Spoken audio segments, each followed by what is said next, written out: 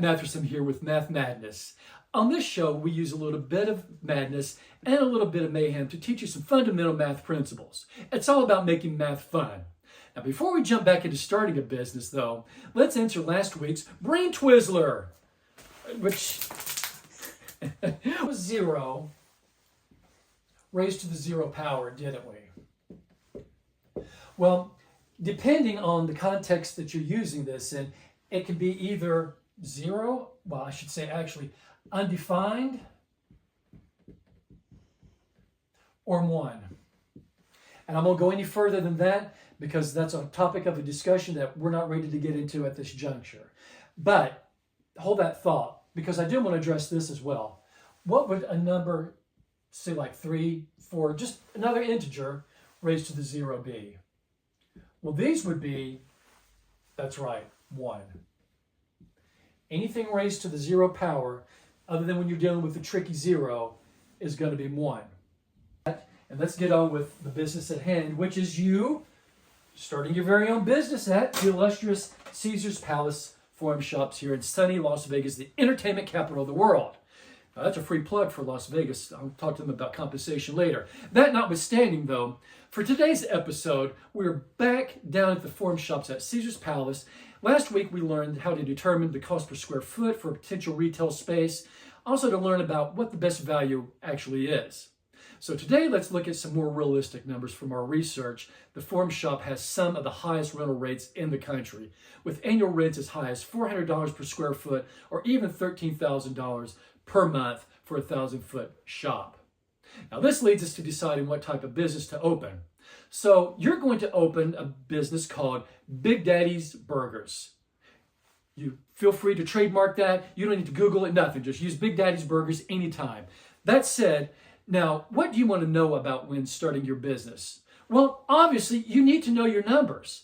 As you can see now, with our new rent numbers that are a lot higher than what our make-believe numbers were, you have a better understanding of what your fixed cost actually would be.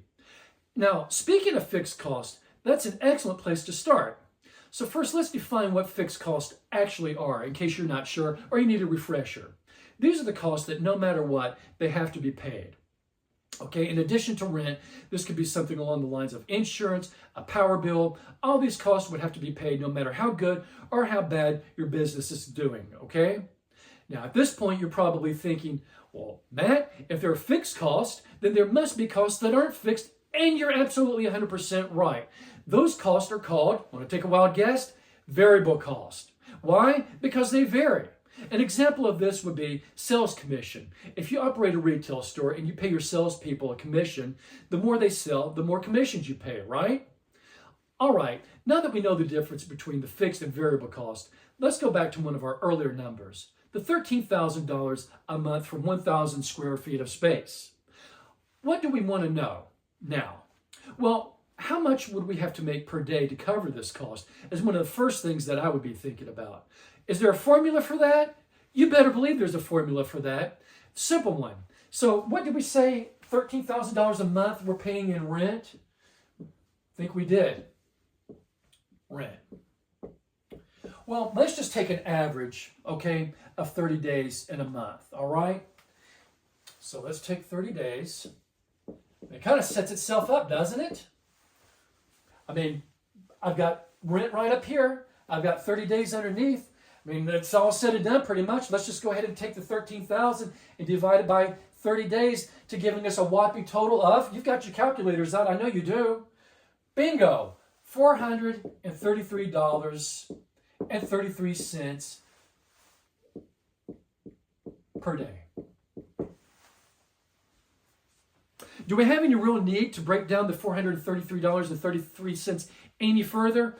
Well, you already know the answer to that. Absolutely you do. No matter if you're picking a restaurant or a retail, you have to know what your hourly costs are as well in order to maintain profitability, right? Again, we're keeping the math here really simple. So depending on how long a restaurant or a retail store is open, time will have a direct impact on what we need to make per hour. Now, since this is Las Vegas and there are 24-hour businesses here, we'll do two different scenarios to demonstrate the direct effects that time has on our production requirements, okay? So our first scenario, let's just stay open 24 hours, 7 days a week. That's pretty simple, right? And we know that we have to make $433.33 a day. What we need to know at this point is how much per hour do we need to make in order to obtain that $433.33. Well, since we know that there are how many hours in a day? 24. Can't we just divide the $433.33 by 24 hours? Sure we can. So let's just go ahead and do that. I've got half of it up here right here. So let me just take this and divide that by our 24, which is going to give us, take your calculators and do this with me. That's right, $18.05 an hour. Not exciting stuff, is it? But we need to know this number. Well, for our second scenario, let's adjust the time down to 12 hours. Now, being the crafty and intellectual people that you are, you're probably thinking, if we have half the time, Matt, then we just need to double our hourly amount in order to get that $433.33. And you'd be absolutely right. So let's just go ahead and do that with our calculator, all right? Let's take the $433 and divide that by 12 hours. What's that going to give us? Well, let's see. You've got your calculators. $433 divided by 12 hours gives us $36.10 per hour. I mean, essentially, couldn't we have done this too? Just taken this, 1805, and multiplied it by 2? Well, yeah, we sure can.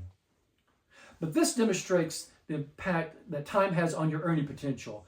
With the 24 hours, obviously, there's more time to get to our number, whereas the shorter workday creates a much more time crunch since we essentially have to double our efforts under this scenario. And here's the other reason why we track our hourly progress. Let's use our last example where we need to make the $36.10 an hour. If we're tracking our hourly cost in a restaurant, your Big Daddy's Burger, what if your labor cost is running you $50 per hour? Now, you would obviously have some options on how to deal with this, but the first line of defense is just being aware of this problem. That's why you monitor these costs so closely. Now, let's look at another important piece of information. What if Big Daddy's Burger, on average, made $5,000 a day? What percentage of the sales is going to rent?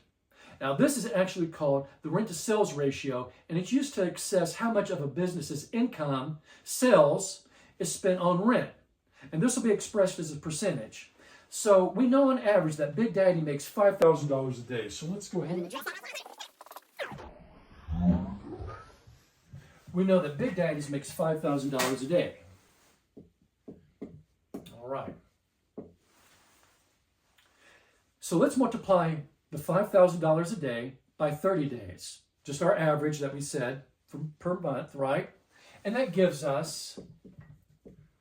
Right, it gives us $150,000 a month, right? Per month. Well, you're thinking we're doing pretty good. Not bad, right? But we also know that our fixed cost is $13,000 a month. So, how do we figure out how much of our rent to sales ratio for Big Daddy's restaurant is? Can't we just take the $13,000? This is our fixed cost, remember? Our $13,000, and divide that by $150,000, right? Well, when we do that, what do we get for a rent-to-sales ratio? Well, you get that as 8.6, and that does fall within lines of the industry standards. And you can look that up on various websites to make sure you're in compliance or where your business particularly falls in line with anyone else's, okay? Multiplying mayhem, multiplying mayhem, multiplying mayhem with Mayhem Matt. Yeah. And here's our host of Multiplying Mayhem, Mayhem Matt. Thank you, Hope and Hummingbird Mimi, for that fabulous and most well-deserved introduction. Welcome to another exciting round of Multiplying Mayhem. I'm your host, Mayhem Matt. Let's get started. Well, today's subject is one that's definitely designed to intrigue ages of all kinds. It's called... the change of subject. That's right. The next time your parents say to you, let's change the subject, you can absolutely humiliate them with your newfound sagacity on how to change the subject. Let's get started. Here goes. So as you can see, y equals x plus 7. What is our current subject? Well, ladies and germs, you already know the answer to that. Tell them. Oh, I'm supposed to tell you. Never mind. It's the y. The y is the current subject of this entire mess. But hold on. There's more. If you act now, we can make x the subject. Can we make x the subject? Absolutely. How do we do that? I don't know. Let's figure it out together. Now, let's say, I don't know, we've got this plus 7. Can't we just subtract 7 from both sides? Because we are trying to isolate the x. We want to change it to the subject. So let's just go ahead and do that. Let's subtract 7 from both sides. Now we've got y minus 7 equals x. Well, these 7's cross out, don't they? They do. So what are we left with? Y is minus 7 equals x. Is that our answer? Is that it? You better believe it, buddy boy. We don't monkey around here with multiplying mayhem with Matt. We don't. Moving on to the second one here. We've got y equals 9 minus x. What do we want to make the subject again? Let's make x the subject. Can we do that? Absolutely. Now, what would you do in this situation if you've got a negative variable? Are you going to go, oh my goodness, we just got to give up? No, we don't ever give up here at multiplying mayhem. So let's do this. Let's add x. Let's add x to both sides, right? Because if I do something to one side, absolutely, we got to do it to the other. So now we've got x plus y over here equals 9. Because what happens here? Well, these x's cancel out, don't they? So what are we left with? X plus y. Let me write that a little bit better here so we know what we're working with. X plus y equals 9. Are we done? Not quite, because we still want to know what x is. Let's subtract y from both sides. 9 minus y on the right-hand side. And we're left with x on the left-hand side. We absolutely are. X equals 9 minus y. Is that our answer? That, my friends, is the answer. That's all there is to it. It's not a big deal. Just don't get tripped up on your operations. Moving over here. Now, we're going to do a little physics. I know you never thought we would, but we definitely are. So let's do this. We've got density is equal to our fine mass over our volume. Well, I want to find out what the volume is. What do? Remember many moons ago when we talked about inverse operations? Let's adhere to that tenet right now and get rid of this pesky v. So here goes. Let's multiply both sides by, that's right, the v. Here goes. V and v.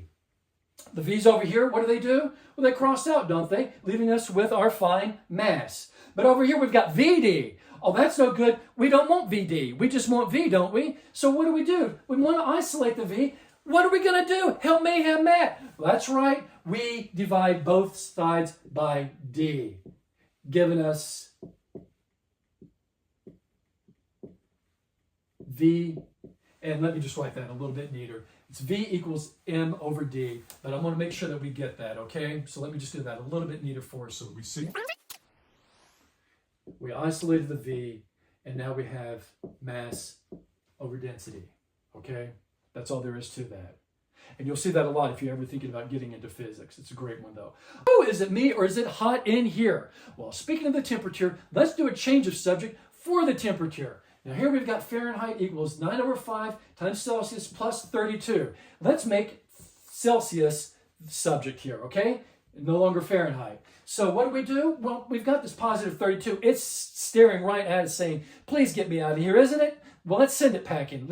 His wish is our command. So let's get him out of here. Negative 32, positive 32, those two, what? That's right, they cancel out. Leaving us now with F minus 32. And we're going to put that in a group here in the parentheses, right?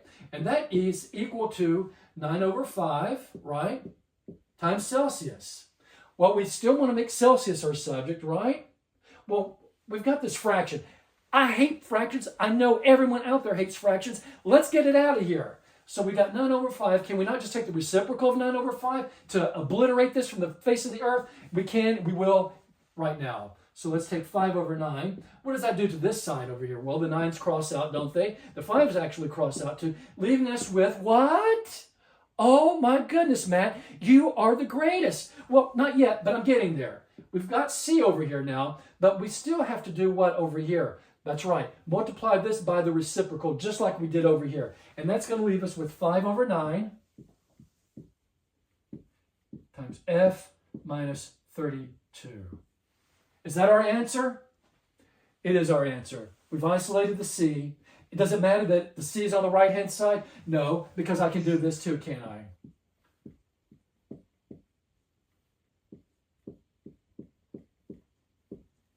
It's the same thing, isn't it?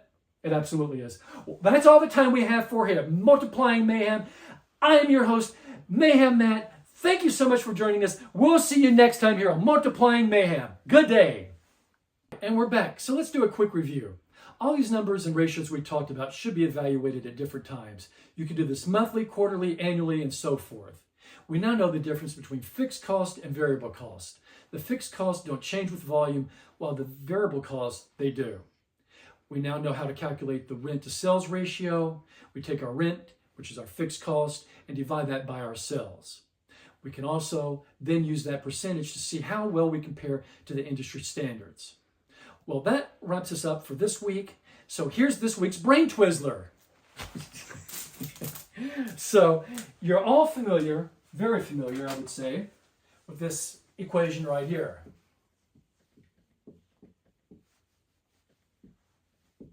E equals mc squared, which was used after 1912. What was this prior to 1912? You already know that this never changed, but this and this did. And I'll leave you with that. Thank you so much for joining us here with Math Madness. I'm your host, Matt Mathersum. We'll see you next Monday. Until then, keep counting and keep on creating.